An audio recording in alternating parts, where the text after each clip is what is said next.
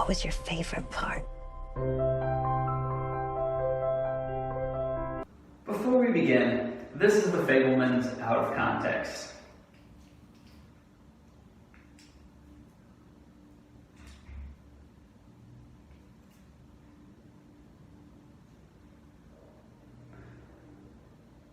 I just edited those on. This isn't a real clicker, these are just my keys. Anyways, the Oscars are coming up, and the Fabelmans is going to be nominated. I just saw it last night, so I figured I'd review it. It's Oscar season, baby. One thing I did just think of that I could do to really annoy my mom.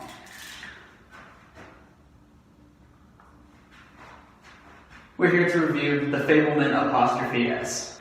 Now, some people review movies solely on their enjoyment, and I can't do that. I'm a robot. And I can't do that because I like random stats too much. So there are 7 categories today that add up to a total of 100 points. Now, I know what you're thinking. Well, 7 doesn't go into 100. 7 doesn't divide into 100. And to that I say, shut up and go retake algebra and try again. Another side note, I've realized that I like to review more than just movies. So I figured I would just change the name to Andrew's Reviews. I was inspired by how Mark Zuckerberg changed the name of the Facebook to just Facebook, and I do expect to have the same effect and, yes, eventually become bigger than Facebook. Anyways, here we have the Spielbergometer, which we use to measure Spielberg flicks. As you can see, a movie can range from 100%, which is Schindler's List, one of the greatest cinematic masterpieces of all time, down to 0%, where we have Lincoln, which is a pile of trash that gets overshadowed by the portrayal of Lincoln in the Hall of Presidents at Disney World, and Lincoln in Bill and Ted's Excellent Adventure. Party on, dudes! I like to have fun. Score 1, overall enjoyment. This makes up 20% of the total score, and based on the content of the movie, I'm going to make it a total of 15 possible points for drama, and another 5 points for funny ha. In case you don't know much about this movie, it's about Steven Spielberg's life. While in the movie they call him Sammy, we're just going to keep things clear and straight and just call him Spielberg. Spiely for short. Now, Spiely has some really heavy emotional weight in his life. He becomes one of the many movie characters whose life is ruined by Seth Rogen. Overall, the drama is entertaining and endearing, 12 out of 15 points. To create a little subset here.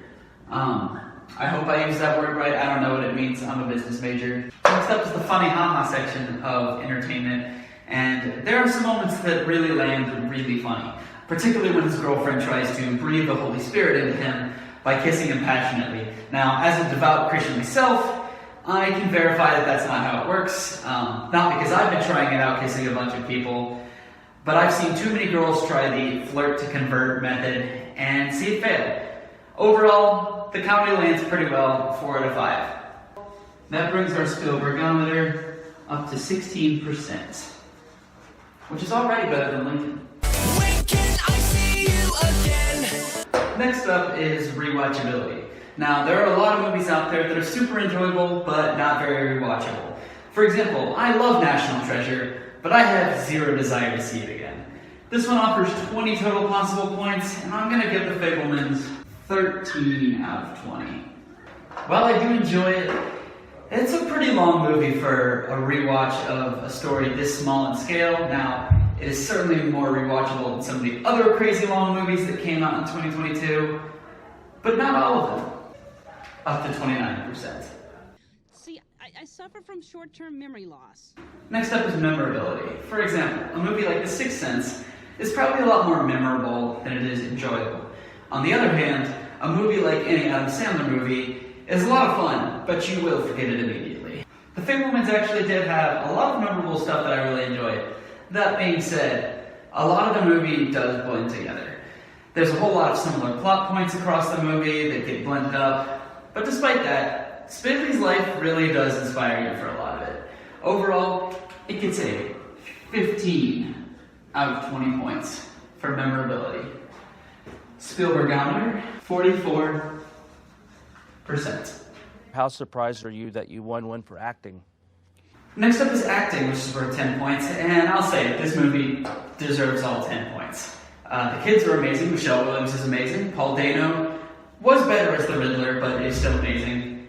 The only way the acting could possibly have been better would have been throwing Emma Watson in. I'll just say what every dude was hoping for. Spielbergometer at 54%. What kind of movie are we gonna make?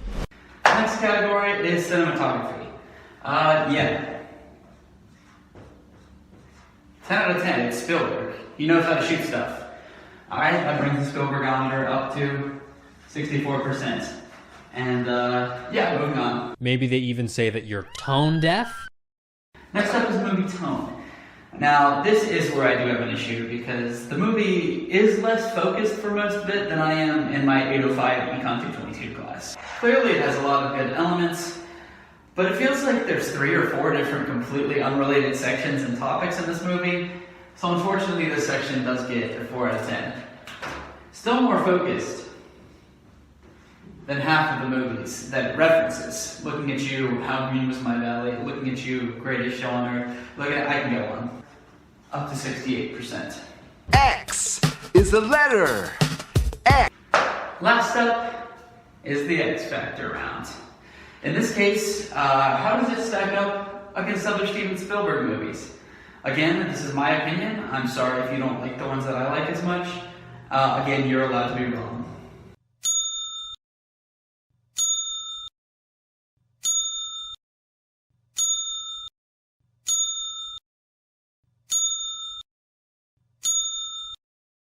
So yeah, that actually does bring the Spielbergometer down to 67%.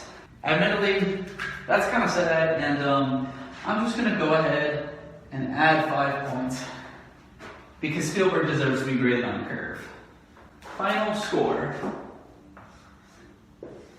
72% on the Spielbergometer. Not incredible, but C's get degrees. This is a good movie. If it wins Best Picture, I won't be super mad. I will make a full Best Picture ranking someday, and this one will be pretty high up if it wins. Especially when you consider some of the winners are Cavalcade, Crash, Cimarron.